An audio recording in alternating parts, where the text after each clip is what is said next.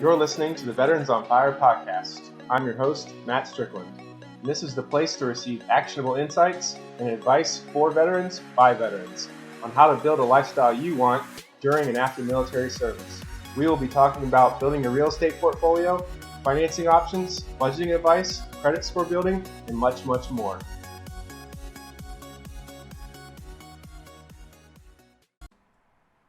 Half a day, and welcome to another episode of the Veterans on Fire podcast. This is episode 4, the VA Home Loan Mini-Series Part 3. Today, we're going to be discussing closing costs and what you can expect to pay out of pocket during the process of your home buying. So, if you haven't listened to Part 1 and Part 2, please go back and check that out, veteransonfirepodcast.com. We're also up and running on pretty much every major app, Spotify, Google, Amazon Music, Apple, and all their subsidiaries, and a lot of the smaller stuff too. Closing costs. And what can you expect to pay out of a loan? The I don't want to say misleading, but the interesting thing about the VA loan is, yes, it's 100% coverage of your loan, but there are costs associated with buying a property. Now, what are those costs? What can you expect to part with out of your pocket? Well, one of those things is called an earnest money deposit. And that is your money that you are staking, usually with the title company or held in escrow in an account, towards the property, right? So the seller has, the property listed on the market, you make an offer, you get accepted, you got to put this money down. Basically what that money is your kind of risk that you're saying, hey, Mr. Seller, Mr. and Mrs. Seller, I'm willing to put up this amount of money to say if I break my contract, and that's not to say that you break it, with one of the reasons that you're allowed to. If you break it incorrectly, you could lose your deposit, right? Or if you didn't meet a timeline, you could lose your deposit. So usually minimum ever, $500. Pretty strong, 1%. Anything you can do more than that is really good. Makes your offer stronger comparing apple to apples to someone else. That money, that earnest money deposit, can be credited back to you at closing. So if you had to bring closing costs, or if you got lender and seller credits, which we'll talk about in the next show, then it's possible that you get all or some of that money back. Or it can be applied towards your closing cost. So if you're buying a $500,000 house, 1%, that's about $5,000. The minimum you probably want to put down is $1,000, but whatever you can do to kind of strengthen your offer, that's a great way to do it. As far as out-of-pocket cost up front, there's not a lot.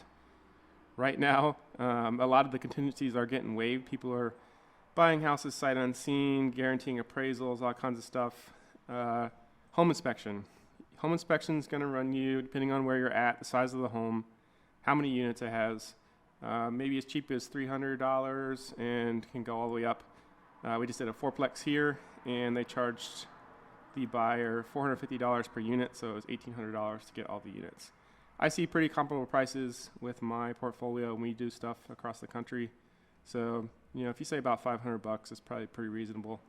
Should be a comprehensive report, tells you everything that they found. That's either property's good, maybe some routine maintenance that needs to be done. It's deferred, so some items that have been brought to your attention. Safety and code violations, that's always the stuff that you want to focus on, see if you can get fixed.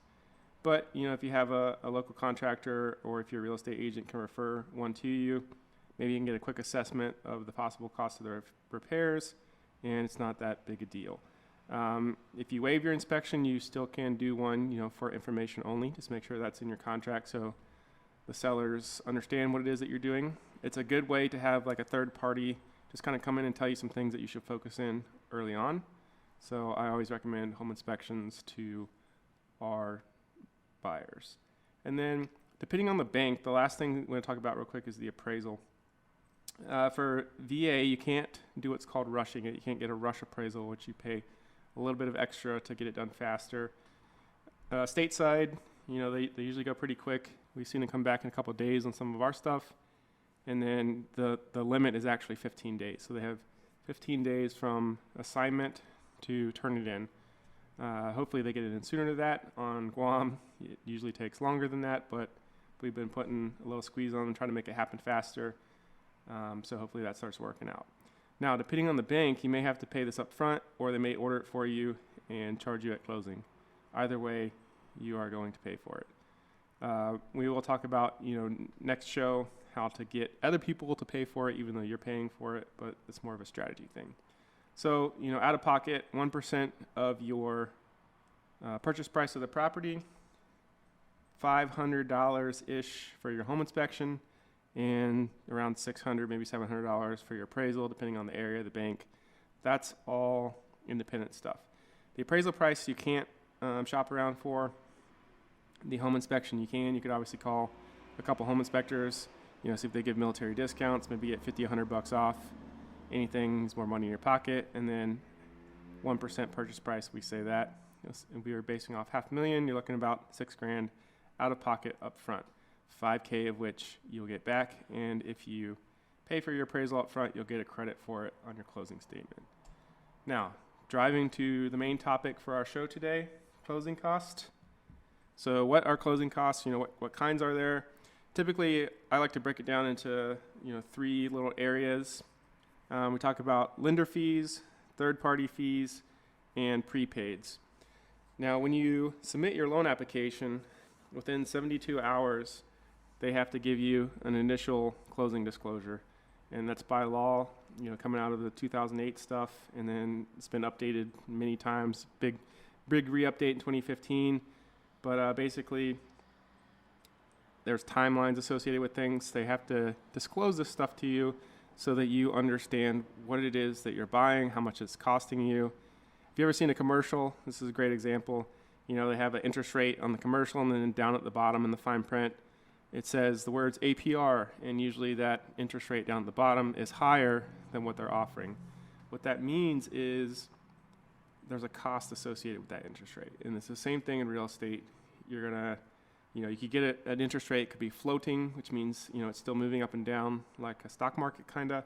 And then when you lock it in, you're locking in for a certain number of days. And if you go past those days, they probably charge you again. So it's always important. Time is of the essence. It's in your contract. Keep track of everything. Your real estate agent should help you do that too. And stay on time with all your items to avoid fees. Now, lender fees. Lender fees can be underwriting fees. Basically, they're charging you to underwrite your loan, which means go through all your paperwork. They could charge you processing fees, which is exactly, to me, what underwriting is. They're processing all your stuff. You usually get assigned a processor, so your loan officer kind of collects all your stuff, collects your application, and they turn you over to a processor who is kind of your interface between the underwriter and yourself. You don't talk to the underwriter directly. Your processor says, hey, I need next month's bank statement. You still owe me that letter, and they turn it into underwriter. So they're charging you fees for that. Processing fee, underwriting fee, document preparation fee, like anything like that. If you get initial disclosure and it has fees on it from the lender, or just ask them, do you charge lender fees? Go shop somewhere else. You don't need that in your life. I'm telling you, there are banks out there, lenders out there, direct lenders. They don't charge underwriting origination fees. It's going to save you thousands. Now, on top of underwriting, document, processing fees, they might also charge origination. And origination can be based on the interest rate that you're choosing. They can slide it to the left either way, giving you, either credit or charging you. So let's say we use 3%. I know you can get better rates than that, but it's a good round number. So let's say someone comes and offers you a 3% VA loan for 30 years, but you have to pay points to get that 3%. And there's an origination fee associated with it, and it's 1%. So now 1% of your loan, and that's not that deposit that we were talking about earlier. This is completely different. This is coming from your lender. 1% fee to originate your loan. If it's a $500,000 house again, that's $5,000 that you're just giving away on top of those other fees. So let's say your document fee, your underwriting fee, and your processing fee is $1,500. Your origination fee is 1%. Now you're paying $6,500 out of pocket that another lender doesn't charge to do the same thing. Another lender may have better interest rates. It's a cheaper product, and it's the same exact VA loan. It's just a service that they're providing. So just like you can shop for anything, you can shop for your insurance, you can shop for your home inspectors, you can shop at the grocery store. You guys know On certain days, certain grocery stores have sales, so you go to that. Same thing with the banks. Banks run promos. There is costs. They are salespeople. So have them compete for your business. That's their job. Just because someone refers someone, hey, I use this bank, that's great. I'm happy for you. Get an initial disclosure, review it, say what are all these fees. If they start talking about origination, processing, underwriting fees, can you waive those? If they say no, okay, thank you for your time. They may come back, we offer, this great customer service and yada, yada. It doesn't matter. I can get someone else to do the same exact thing with no fees. So shop that stuff. Third-party fees. Third-party fees are typically title, and it could be, you could have some government recording fees or, also called taxes. Third-party fees, things you can expect in your title fees. They probably charge you notary. They probably charge you for delivery. There's probably inspections and stuff like that. And then we're talking about the review of your documents, not of your house. Any search fees, you can choose where you want to close. In some states, they have closing attorneys. Some states, they have title companies. Some states, they have both. So depending on where you are, your real estate agent should be able to recommend one or a couple to you, and you could call them and ask them their fees. But ultimately, where those title companies and closing attorneys make their money is title insurance. So they're actually going to sell you a title policy to protect your interest in the property. And when I say your interest, we're not necessarily speaking on the financial side. We're talking about the title part, like you own the property. If you have a loan, your lender is going to require that you buy them a policy, and your owner's title policy is typically optional. So if you're going to refinance in the near future, if you're using some strategies to slide the interest rate up to get your closing costs covered now, and you're going to use the VA IRL later, maybe it's not the best option to get the owner's title policy right now. You can get it later because you have to pay for it twice. You can also call the title attorney or title office and say, hey, if I refinance my property, do you guys give discounts for subsequent policies? That's a great question to ask and probably save you, a lot of money, hundreds or maybe even $1,000. So when you start talking about your title fees, all that stuff's your third-party fees. And that's going to be on your closing statement as well. And what your lender will do once they figure out where you've opened escrow and where you're going to close at is they'll reach out to that title company, ask them their fees, and then they're going to put it on your initial disclosing and say, hey, you can shop around for this stuff, and then vice versa. When you actually go to close, the title company gives you your final, what we call settlement statement, which kind of is your balance sheet. It shows both sides, your credit and debits, and then down at the bottom, everything has to add up. So how much your loan, how much you're being charged, how much you brought to the table has to add up to how much the house cost and how much your fees were. And, that's when you get your due from buyer or due to buyer. So you either have to bring some money to the table or pay some money back. And then the other thing that kind of rounds out your closing costs, we talked about the lender fees, we talked about the third-party fees, is your prepaids. So prepaids, you're going to have to do what's called escrowing of your taxes and insurance. So usually in mortgages that you've put at least 20% down, the escrowing of your taxes and insurance is optional. I usually don't like to take that option if I can, even though it makes it kind of simple for you. That's because I like to control all my stuff, make sure if I want to change insurance agents, it doesn't mess with my escrow because it can affect it for, a month or two. But if you're less than 20%, most likely they're going to make you escrow your taxes and insurance. So on your loan disclosure statements, you will see the principal, which is how much you're paying for the house every month, the interest, which is how much they're charging you that adds on top of your principal. So now you have principal and interest, and that goes to the bank. The next two, we call it PITI, taxes and insurance is the TI. That is kind of ties into your prepaids. So every year you have to pay homeowners insurance, and every year you have to pay taxes on the property. Depending on your area, could have school taxes, road taxes, city taxes. On Guam, it's just lumped up into kind of one land tax, and it's very low. So on your initial closing statement, and then on that final one as well, you can expect to pay your insurance premium for 1 year up front. So whatever that is, it could be $1,200, could be $2,000, depending on location, size of property, material condition, all that kind of stuff. That will be part of what goes into your closing costs. So you got to pay 12 months up front, basically buying your policy for the first year. And then you're going to pre-fund your account with a little bit more money for your insurance. And it could be, usually I see 3 months on a lot of closing statements. So if it was $1,200 a year, you're going to pay $1,200 plus $300. But that $300 is sitting in an account. Taxes. Same thing on taxes. It's your lender's discretion on how much they want pre-funded, but it also depends on when your taxes are paid in your locality. So if it's the 2 times a year in some states or 1 time a year in other states, they may require more or less.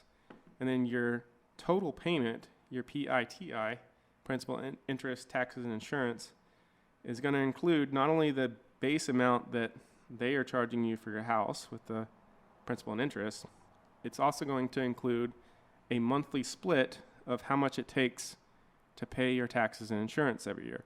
So basically you pre-funded a little bit and now you're putting money into it every month. And when it hits that time to pay, it should be paid up in full. You'll see it come out of your account, and then there's money left over from your pre-fund. So they do that extra 3 months pre-fund in case stuff goes up. You have money in there to cover it because the bank wants to protect their interest in the property by making sure that you pay your bills. If you were not to pay your insurance and they get notified that it's lapsed, you'll probably get a letter in the mail saying, hey, has something come up? Did you change policies and not tell us? If you don't tell us within, 15 days, 7 days, whatever the letter says, they can buy insurance on your behalf, and it's probably not going to be as good a deal as you could have if you're shopping yourself. On the tax side, if you don't pay your taxes on your property, they can get a lien put on it by the county or city, or it can actually be purchased by other people, and then they can ultimately force it to auction for a tax sale. So the bank obviously doesn't want to lose their property or their interest in it, so they make sure that you do that by doing it for you. So it's a pretty good deal. So when we add up all that stuff, that's your closing costs. And typically closing costs of prepaid insurance, all that stuff, we see as low as $7,000, as high as $12,000, depending on the bank. That's why I said shop those lenders that don't charge fees. And ultimately, if you needed to find some cash to get your closing down, like not as expensive, that owner's title insurance policy is optional. So just to kind of recap for today, this specifically just wanted to talk about closing costs because I get that answer a lot. Your lender should be able to give you a disclosure that shows, typical closing costs. If they say they can't, they can. I get them to do it all the time. They say they can't do it until you submit an application, shop somewhere else. They should be able to provide you a rate sheet that shows, how much it costs for that interest rate. Can you get credits? And if they can't do that, again, just look around because there are people out there that can be fully transparent. There are some lenders and banks that post it live on their websites, and you can see exactly where the rate's at, how much it costs, and what happens if you go up or down. I get this question a lot, so I just wanted to go through this specifically with you guys, what encompasses closing costs. Because just because the VA loan covers 100% of the loan, you still have the funding fee that we talked about in the previous episode, and you still have your closing cost. They can roll the funding fee into the loan, but you got to figure out either from the seller, from yourself, or from your lender how to pay for your closing cost. And you're expecting about $7 to $12,000. So also remember though, most lenders onboard your loan after you close, and it takes some time, so you usually get to skip a payment. So the other thing you may see on your prepaids is prepaid interest. So the good deal is that let's say you closed, second day of November. Your first payment most likely is not till January 1st because you're going to skip December, but they are going to make sure they get their interest, and they're going to charge that to you on your closing thing as well. So when you add up all that stuff, $7 to $12,000, one way or another, seller, yourself, the lender, and yourself including can be, family members helping you out with that kind of stuff. you got to find your closing cost. Some localities, some states have first-time home buyer closing cost assistant incentives where they can give you like a grant to promote home ownership. So, make sure you have a knowledgeable local real estate agent that can help you, point you in all the directions, make recommendations to you, help you with the shopping of the things that you can shop for and explaining the things that you can't. And then your lender should be able to help out explaining all their stuff, make sure they don't have fees. If they have fees, they're trying to keep you, go shop somewhere else. And then with the title company, ask them those questions. What are your fees? Do you give discounts for veterans? Do you discount policies for subsequent use? All those kind of things can help you develop long-term relationships early on with people. Thanks for stopping by today. This is part 3 of the VA loan mini-series. Don't forget to follow us on veteransonfirepodcast.com. Thanks for stopping by.